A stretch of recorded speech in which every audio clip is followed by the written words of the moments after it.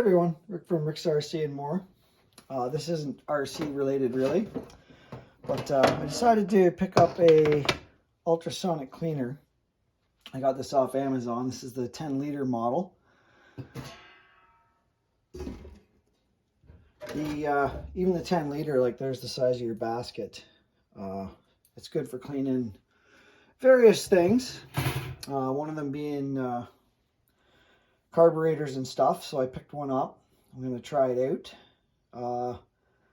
I got some, there's different cleaners you can put in them. I got some Simple Green here, and I'm going to try it out. I got these old 80cc dirt bike pistons, and one's got a lot more carbon deposit than the other, but I'm going to throw them in there, and I'm going to see how well it cleans those. The only complaint I've heard about these is it takes it a while to heat up. So some people, they'll boil a kettle and put some boiling water in there to start it off. So I'm going to do that. You set your heat here, and then you set your, this is your timer, up to 30 minutes. So I'm going to throw a little bit of Simple Green in there with some water, and we're going to fire it up, and we're going to see how much it cleans up these pistons. I haven't got the carburetors off anything to try them out yet, but this will be a little test to see how much this thing cleans them up. So I got my kettle here with some hot water. This model has a drain on the side.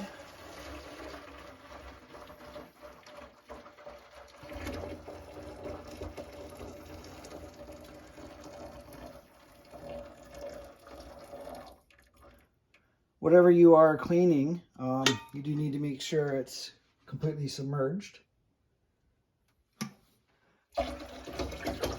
Just add some more water here.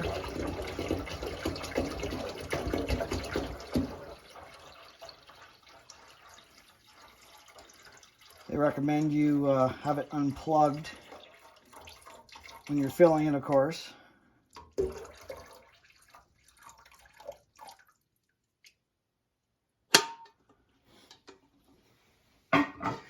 All right, so it's all stainless steel.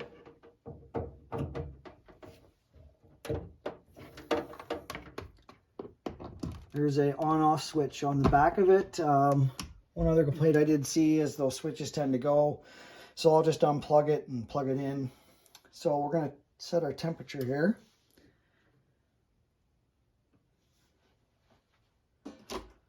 Put the lid on it.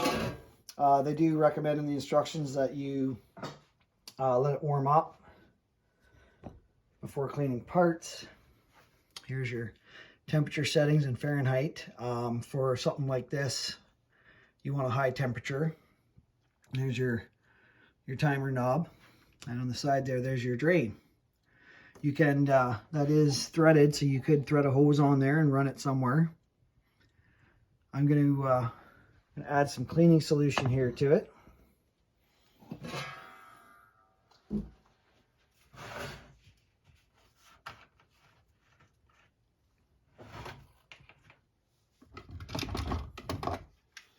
My workbench is a little messy right now. We're kind of doing some cleanup here,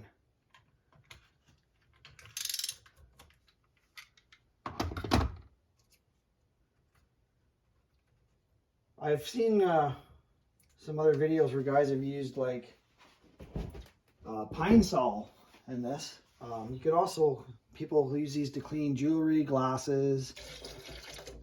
This is a concentrated formula, so just add a little bit to it, let it mix. You can see the heating element must be working there, as it's starting to kind of bubble up. Adding the boiling water just helps to hurry up the heating process. For carburetors, I imagine you'd want to take all the jets out. Just set these on the basket for now. And I've seen where guys have used like cans like this, small cans, and put the jets and that in there and just submerge them in the water and keep them separate, keep them from going down the little drain hole inside. So we'll let that warm up, and then we're going to throw those pistons in, and we'll let them do their thing for 30 minutes. These are a little noisy. I turned it on, I put water in it there, and I just made sure the heating element was heating the water, and I turned it on, and it is a little noisy, but I picked this up. This model in Canadian dollars was like $239 plus tax, I believe. It was Prime same day or next day shipping or whatever, so I got it within a day. Ordered it on, I think, Saturday, and it came Sunday. So the temperature light, I believe, does go out when it gets up to temperature. We could actually probably test that because that water's got, yeah. So I just turned it down there and the light went out. So when it does get up to temperature, the light does go out. If you set a temperature, you could wait until the light goes out to make sure you're up to the temperature you want. So they do recommend that you also pre-soak your parts you're cleaning for a bit before you turn it on. So once it gets up to temperature, we'll put them in. We'll let them just kind of pre-soak for a bit, and then we'll turn this on, and we'll see the results here. You know, thankful for editing and that. I can edit the video down, hopefully have it pretty short, just to show the results. Just try to get a good look at these.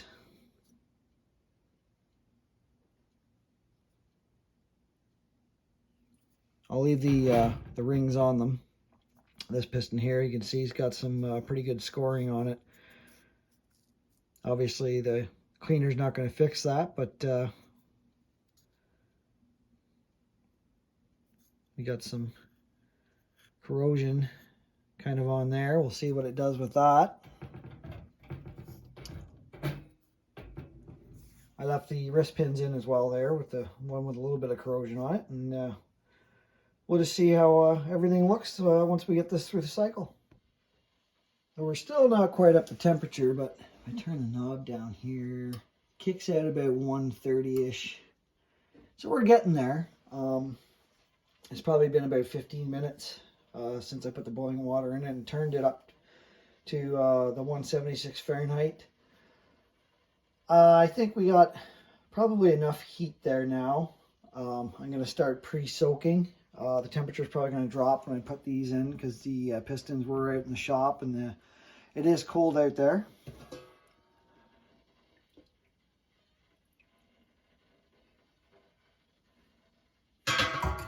The lid probably does get warm. We'll put the basket in here.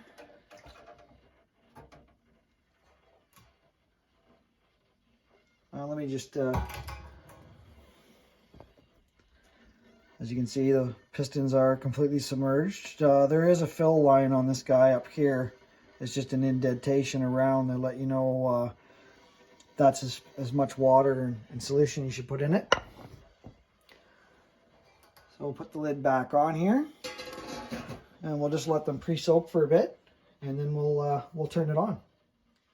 While we're pre-soaking though, I will, the instructions going to give you, if you don't know how these work, I'll read this quick little blurb to you, and it says, ultrasonic cleaning takes advantage of cavitation effect created by high frequency vibrations in a liquid medium.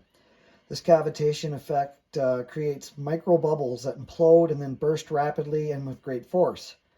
These bursting micro bubbles create a scrubbing action which can clean even the hardest to reach areas very effectively. And that's why these are good for cleaning jewelry and definitely carburetor parts, especially particularly with carburetors. You take the jets out and you have all these passageways that you're not going to be able to get into and get clean very good. So you can throw them in here, and the bubbles go up through and agitate and clean. And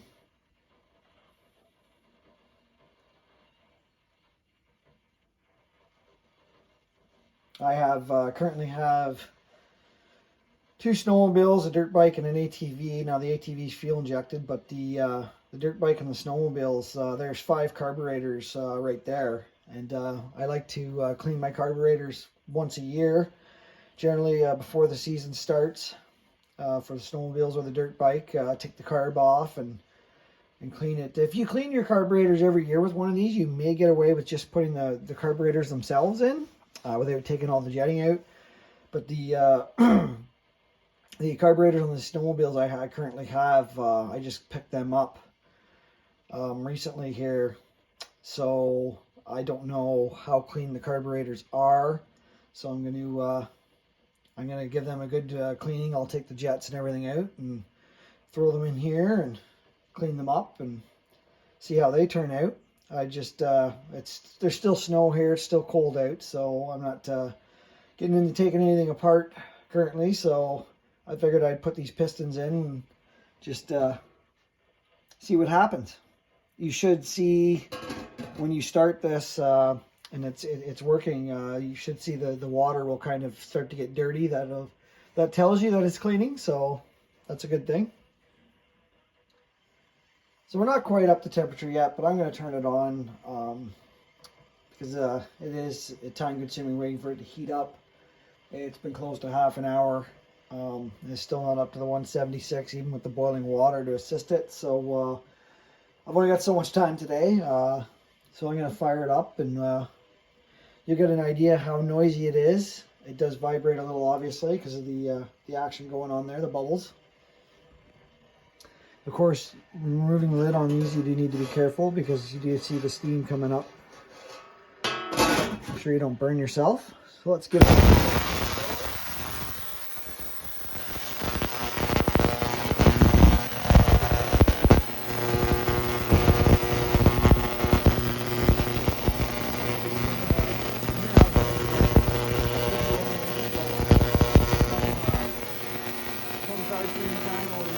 Doing this probably out in the shop, not in the house.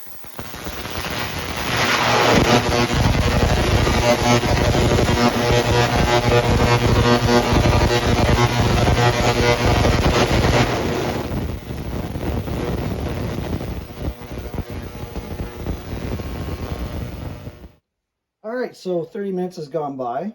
It actually shuts the unit right off, shuts off your heating element as well. It's just, now this should be, there's some good steam coming out of this.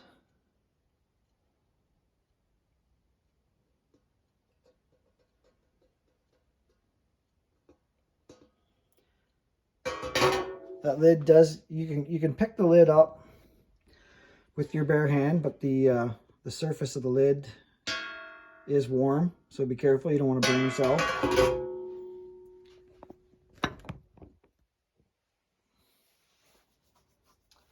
Just gonna set that lid down on a cement floor here.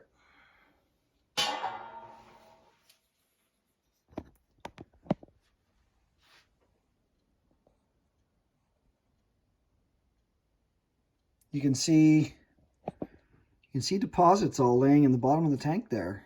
So it's definitely cleaned some.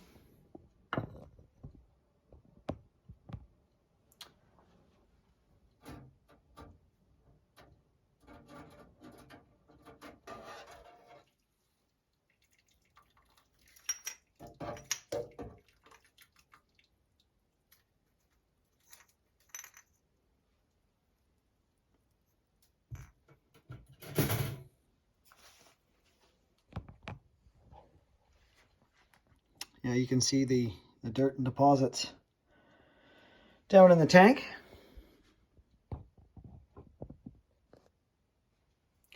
Let's see how we made it with our parts here.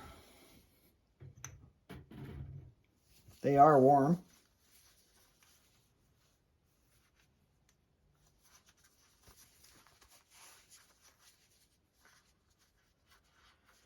The manual does say wait and let it cool down, but now that pin on this piston just slid right out, whereas before there was enough grime there that it would probably take a little bit of pressure to get that out.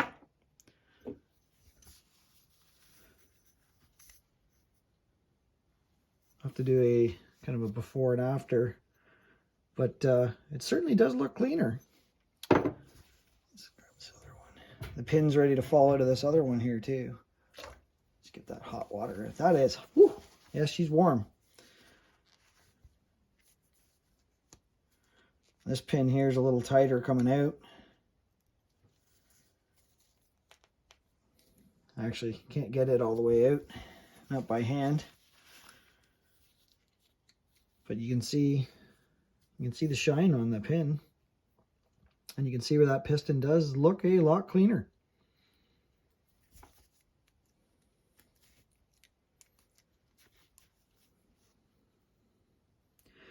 Now with some scrubbing, you probably get some more deposits off of this.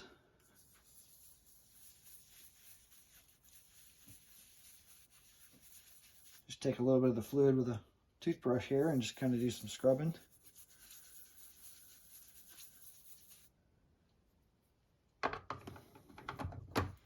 You could probably use this if you had, say you took your differentials apart and you had metal gears and stuff, and you had grease and grime all on them. You probably could throw them in there and clean them up quite a bit.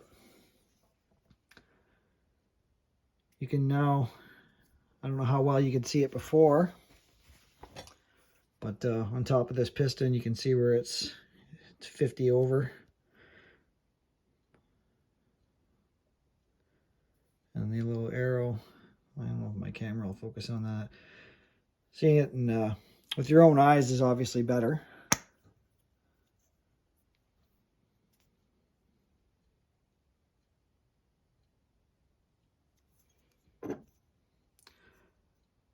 So definitely quite the improvement. Just the feel of them. They don't feel like there's any grease, grime, or oils left on them at all. This one here, the ring's kind of stuck on the one side. This piston here, the little pin that's in there to hold your rings from spinning, came out and mashed into the cylinder wall. This one here, as you can see, had started to actually score. It was probably getting ready to, it was probably out of a bike that was ready to seize up. Somebody maybe heat seized it or something, or that one's still got the clip in that side. These are off of little CR80 Hondas, 80cc. Oh yeah, definitely get rid of any oil, residue, or anything like that.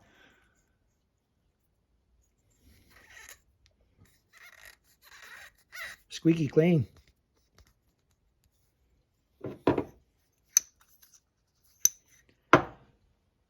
So as far as the product, everything seemed to work. It cleaned these pistons up nicely, so we'll see come time how well it works on carburetors. And that fluid that's in there is still pretty clean, other than the little dirt and deposits you see at the bottom. So I might even get away with using that again for some more parts.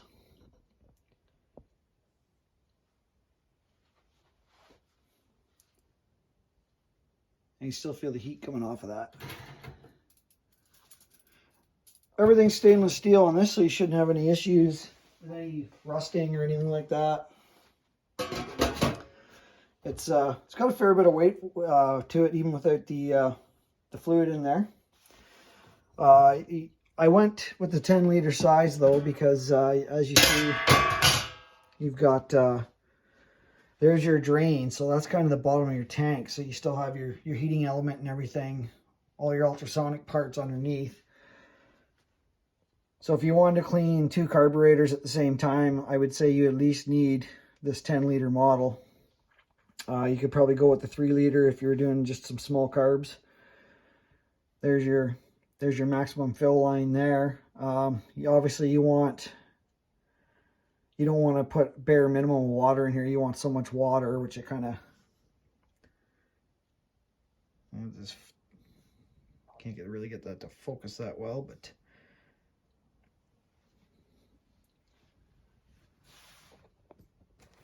so I'll have to test it on some actual carburetors and see how it cleans them up. And I'll probably do a long-term review at that point after I actually clean some carburetors with this thing and see how it turns out. It does come with a manual, but the manual is just kind of a general user's guide. It doesn't give you any real temperature settings for various things. It just basically says, you know, the deeper the clean, the higher the temperature you want. But even after the 30 minutes of running, it still didn't get right up to temperature. I mean, like, there's still steam coming out of there, so I mean, it gets warm enough. But I think you'd be probably hours getting that right up to the 176. So I definitely recommend boil some water, put some boiling water in there to help you get up and going. You know, if I were to clean some carburetors with this, I would probably get it up and going and start preheating that up, and then start tearing the carbs off of the snowmobiles, dirt bikes, whatever, and then take them apart. And I've got this little tin here to put jets and stuff in, and just make sure it's submerged in the water, and so they don't go down the little drain hole there. There's no screen on the drain hole, as you can see the drain hole there. So, but having the drain is probably beneficial. The smaller models don't come with the drain. If you had this set up outside in the workbench, like I said, you could run a hose off that down to a bucket, or just put a bucket underneath the drain and crack it open, and away you go. So I can't really say if it's, until I actually clean some carbs, if it's worth the money. If you're somebody like myself, or you've got like roughly 5 carburetors to clean up over the seasons, then and if it does work well doing that, then I'd say it's definitely worth getting one. As far as you're gonna have, it's gonna take you longer, because I mean, I could pop the carbs off one snowmobile, tear them down and clean them myself probably over the span of an hour. Whereas with this, with your preheating and then taking everything apart, putting it in once it's warmed up, and then running it for 30 minutes. And if you know you're not happy with the results, run it for another 30 minutes. You're definitely looking at longer time to clean them, but at the same time, you're going to get a better clean with this. It's going to get into all those little crevices and stuff that you really want to get cleaned up, where you're not going to be able to get into, particularly with carburetors when you have the ports and all that. So once you do a nice deep clean with the carburetors, you might get away with every year just putting the carbs assembled in, as opposed to ripping them all down. But for the first initial clean, I'm going to definitely be pulling all the jets out and doing a very, very thorough clean on them. So that's it for this video. Just kind of a introduction into ultrasonic cleaning. And if I find a use for RC parts, like I said, if you got all steel gears and you wanted to clean them up, I definitely use it for that. But for now, everybody, get out and enjoy your RCs.